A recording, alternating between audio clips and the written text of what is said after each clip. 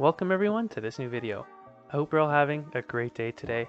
I just wanted to bring you here to preview what the 2020-2021 Winnipeg Jets could look like.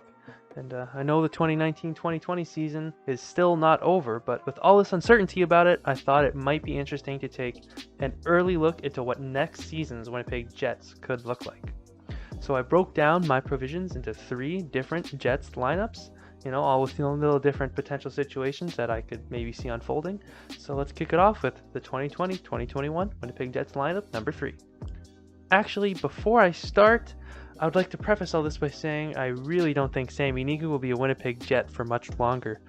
With all, the skill in terms of our prospect defense on the left side with the likes of Ville Heinola, Dylan Sandberg, and Declan Chisholm to a lesser degree, I just really don't think Paul Maurice is going to put Niku ahead of those guys for very long, even as soon as next season. So if Niku doesn't make the lineup out of camp, I could see him requesting a trade and the Jets trading him, and I see that as a very likely possibility. So for that reason, he won't be included. So anyway, on to Jets lineup number 3.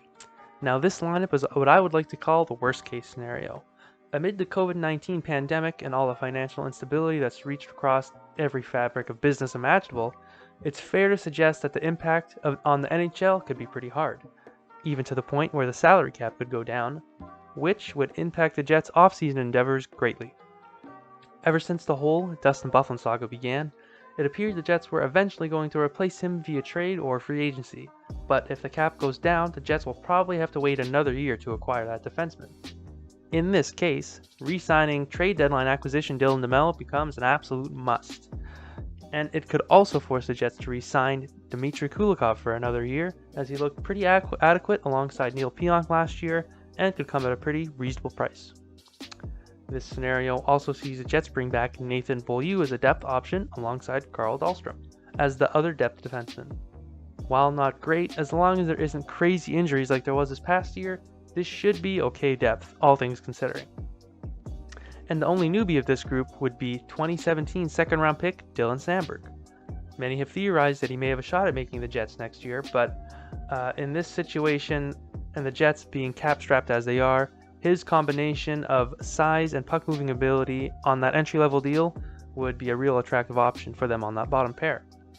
And his defensive partner on the bottom pair in this scenario would be Tucker Poolman, who looked a lot better playing on the bottom pair in the last few games of this past season, and should look decent there given the opportunity to play in that role for an entire year. We also see mostly the same forward core that the Jets had at the end of this year, just with some minor tweaks. On the first line, we have probably the best Jets top line option, with center Mark Scheifele and his wingers being Nikolai Ehlers and Patrick Laine. Then the returning Brian Little has Kyle Connor and Blake Wheeler as his wingers on that second line. Then the bottom 6 rounds out with Kopp, Roslovic, and Appleton, and then Lowry centering Harkins and Perreault. So even in the worst case scenarios, you look up and down this lineup and Jets forwards still look pretty good. Only thing that would not be great for the forwards would be the depth would probably suffer here with Nick Shore and CJ Cease as the extra forwards for the club. I really like Shore as a defensive, inexpensive depth guy, but the Jets may only have room for a cheap and experienced forward like Cease as the other depth option. And lastly, in net, of course, we have Connor Hellebuyck returning to start, and the cheap Eric Comrie backing him up. As much as Brossoit wouldn't cost that much to bring back in this scenario, Jets probably wouldn't have the money to do that if the cap goes down, so they probably opt for the cheaper Eric Comrie. Which I do have my doubts about because at the NHL level he really hasn't looked all that good, and if Hellebuyck's going to get a little more rest this upcoming season, Comrie is not the guy to have it back up because he will likely not give good enough performances and good enough starts to justify not playing Hellebuyck 70 games next year, which we really don't want him playing. But the Jets wouldn't really have another choice. So that concludes Jets lineup 3. On to number 2. In this scenario, the salary cap would go up as projected, which it probably won't happen, but just for the sake of what I'm doing here, I'm just going to leave it at that. The big difference with this Jets lineup would be, of course, Winnipeg acquiring Buffalo Sabres defenseman Rasmus Ristolainen. I personally wouldn't support this move, as the Jets need to be getting players who are more effective at 5-on-5 than Ristolainen has shown to be, but nonetheless, I could see the Jets liking his size and skill set, and the fact that he is good friends with forward Patrik Laine doesn't hurt either. In this scenario, I have the Jets giving up Jack Roslovic as the main piece in the trade to Buffalo, which would be a pretty funny situation as the Jets traded for the pick to draft Roslovic from Buffalo in the Evander Kane trade. And then the absence of Roslovic would force the Jets to need to re-sign Cody Eakin to replace him on that third line with Andrew Copp and Mason Appleton. In this scenario, I also have Paul Maurice going back to Kyle Connor and Mark Scheifele and Patrik Laine as the first line, which, he definitely might do. This line produced a lot of goals and points for the team. The only thing I don't like is having their 3 best goal scorers on the same line. Patrik Laine's goal scoring would almost surely suffer, as it did a little bit last year. And then this would put Nikolai Ehlers with Brian Little and Blake Wheeler on the second line, which definitely could work but hasn't really been tried before, so you'd have to see. And to round out the forward core, we have Adam Lowry centering Jansen Harkins and Matthew Perreault on that fourth line. And the depth forwards are better here too, with Nick Shore, and I have the Jets bringing back Michael Frolik as a free agent depth signing. With sort of how his career is trending down a bit, I could see him taking a depth role on a team he's familiar with. And then back to the defense now. I have Ville Heinola making the team in this scenario, which I see as a real distinct possibility, especially when you consider how solid he looked in the games he played last year, and just how few mistakes he made. It really makes you think if this kid, just gained some muscle, that this is an NHL defenseman. So I could really see that being possible. And here I have him paired with Neil Pionk, which was an extremely effective pairing last year at 5-on-5 and in the short sample size they played together. And then on the bottom pair, I have the Jets bringing back Dmitry Kulikov as a depth guy, as well as bringing back the ever steady Dylan DeMello. I really think these two could make a really good bottom pairing, especially with DeMello there. If he could be just real steady with a steady partner and, give him heavy penalty kill time, I think he could be a perfect bottom pairing guy for Winnipeg. And if Kulikov could play the whole year like he did in the second half of this year, the Jets' bottom pair should be real strong suit for them. For the depth options, I have Nathan Beaulieu and Carl Dahlstrom, and in net, I have Connor Hellebuck starting and Laurent Brossoit returning. If the cap goes up as projected, the Jets definitely might have the chance of bringing him back, so I added him in the mix right here. And that will do it for the Jets lineup number 2, on to lineup number 1. And lastly, this is another lineup where I would have the NHL salary cap go up as projected.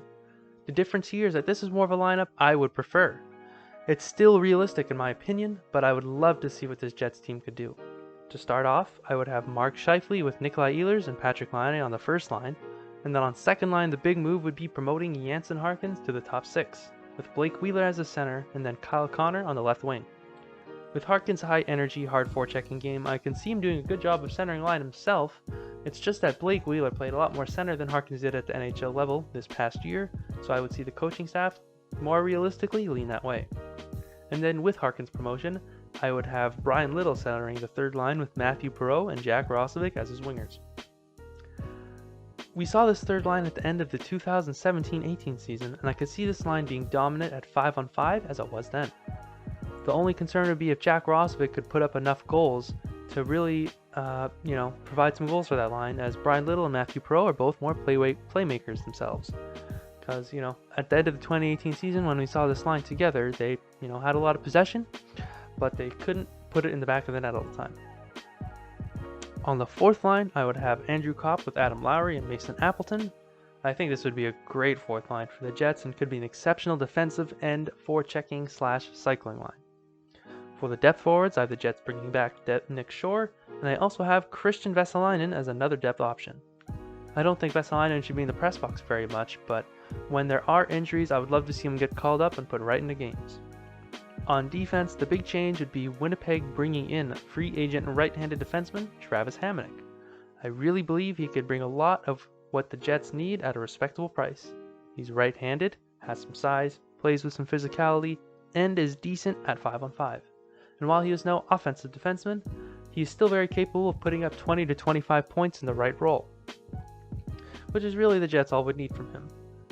Josh Morrissey, Neil Pionk, and some of the other younger guys coming up will really be able to provide the points that Hamonic won't need to.